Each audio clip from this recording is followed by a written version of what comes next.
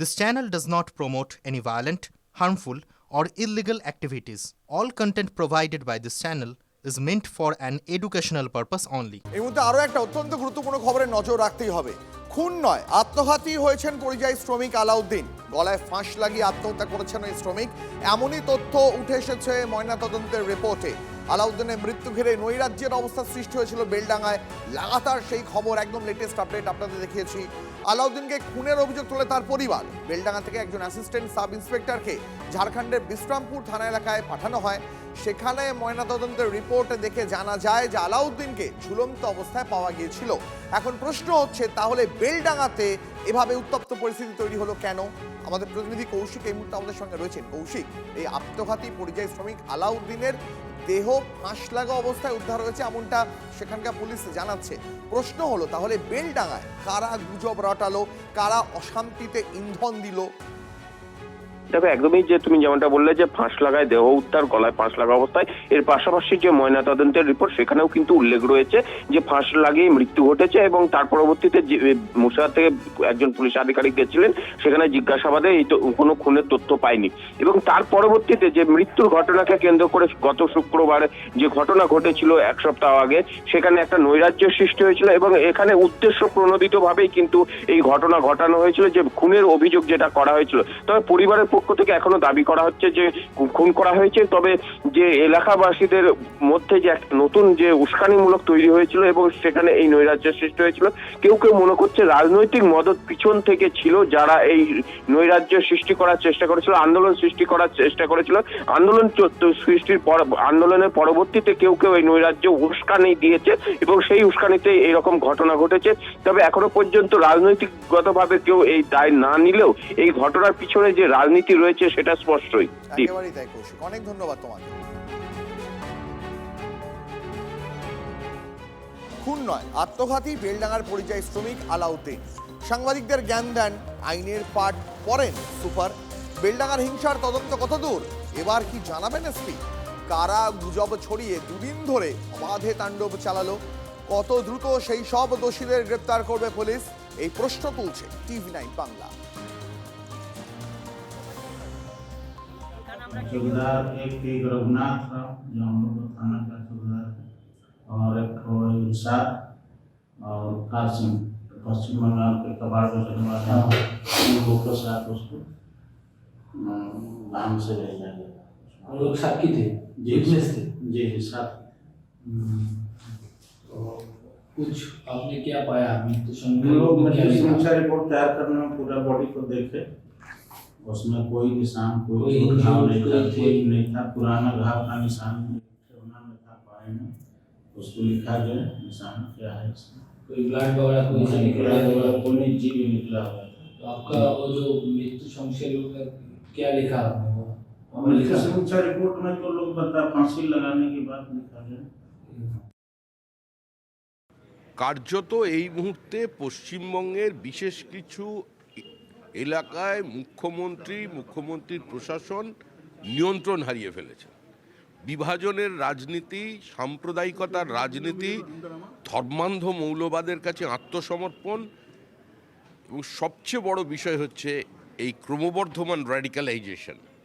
কিছু কিছু মানুষ মনে করছে যেটা বাংলাদেশ বানিয়ে দেব, আর সরকার, প্রশাসন, দল ভোটের স্বার্থে এদের সমর্থন করছে, এদেরই ভোটার লিস্টে নাম ঢুকিয়ে রাখবার চেষ্টা করছে। এই সরকারের থেকে আপনারা কিছু এক্সট্রা কিছু অপেক্ষা করবেন, এটা নিয়ে কোনো কথা বলার নেই। এখানে যেই মরবে এমন অভ্যাস হয়ে গেছে, সেটাকেই এখন বিজেপির ঘাড়ে চালিয়ে দেবে। ওখানে গাড়ি ভাঙছে, কি ভাঙছে, বাইক জ্বালিয়ে দিচ্ছে, ও নিজের ঘরে নিজে আগুন লাগাচ্ছেন, লাগাক, আমরা কি করব? খুন নয়, আত্মঘাতী বেলডাঙ্গার পরিযায়ী শ্রমিক আলাউদ্দিন। পুলিশি তদন্তে এমন তথ্য উঠে আসতেই শুরু হয়ে গেছে জোর রাজনৈতিক টানাপোড়েন। আত্মহত্যা হলে কার উস্কানিতে আগুন জ্বলল বেলডাঙ্গায়, এই প্রশ্ন উঠছে। তৃণমূল নেতারা না জেনে শুনেই বিভ্রান্তি ছড়িয়েছেন তো বিজেপি, একই সুর কংগ্রেসের গলাতেও। অন্যদিকে তৃণমূলের পাল্টা দাবি, মুর্শিদাবাদ জেলাকে অশান্ত করতে চাইছে বিজেপি আর কংগ্রেস, তাই পরিস্থিতি নিয়ন্ত্রণে পুলিশ অ্যাকশন নিয়েছে।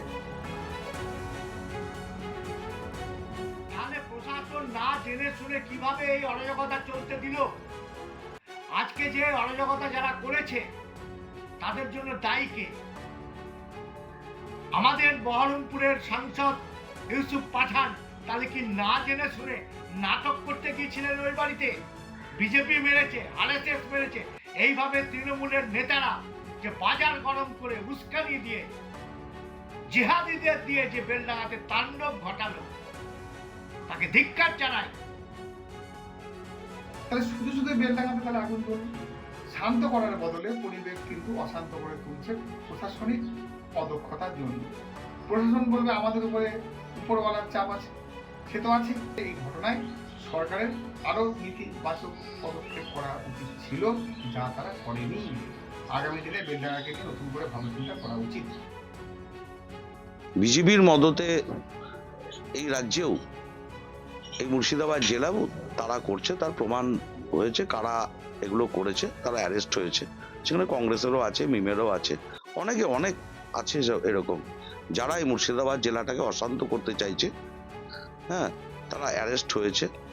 আরও নিশ্চিতভাবে যারা সরকারি সম্পত্তি ভাঙচুর করবে, নষ্ট করবে, নিশ্চিত তাদের বিরুদ্ধে আমি করলেও আমার বিরুদ্ধে আমি অ্যাকশন নেওয়ার জন্য আমি পুলিশ প্রশাসনকে অনুরোধ করব। আমি করলে বা আমাদের দলের কেউ করলেও তার বিরুদ্ধে অ্যাকশন নেওয়ার জন্য নিশ্চিতভাবে অনুরোধ করব।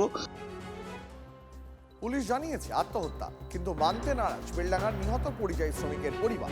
আত্মহত্যা নয়, খুনই করা হয়েছে তাদের ছেলেকে। এখনো খুনের অভিযোগে অনড় নিহত পরিযায়ী আলাউদ্দিনের বাবা মা।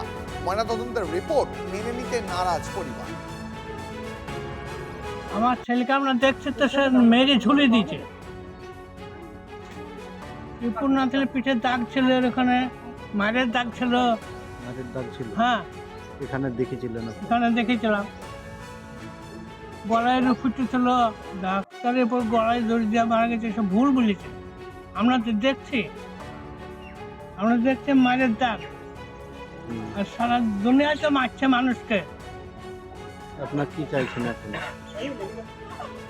আমরা চাইছি এই হোক, খোঁজ করা হোক, কে মেরেছে না মেরেছে দেখুক। আমার ছেলে আত্মহত্যা নিজে করেনি, আত্মহত্যা মানুষে করেছে।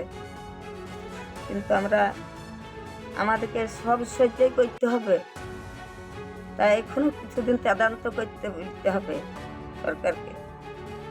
তদন্ত করুক, আরো তদন্তের জন্য দাবি করছি।